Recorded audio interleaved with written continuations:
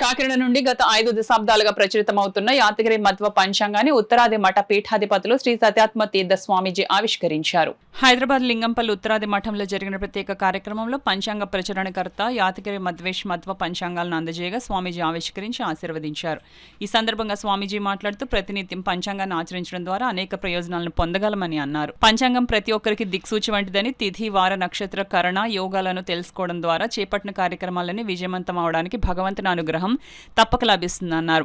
యాదగిరి మధ్వేష్ మాట్లాడుతూ మధ్వజనుల సౌకర్యార్థం మా తాతగారైన స్వర్గీయ కృష్ణమూర్తి ఆచార్యులు పంచాంగాన్ని ప్రచురిస్తూ ఉండేవారని, ఆ సాంప్రదాయాన్ని మా నాన్నగారు కొనసాగించడమే కాక మా చేత కూడా అద్భుతమైన దైవ కార్యక్రమాన్ని ఆచరింపజేస్తున్నారని అన్నారు. ఈ పంచాంగాన్ని అందరికీ ఉచితంగా అందజేయబడుతుందని, కావాల్సిన వారు 9640662837 లేదా 9848484192 వాట్సాప్కి చిరునామా పంపాల్సిందిగా కోరారు.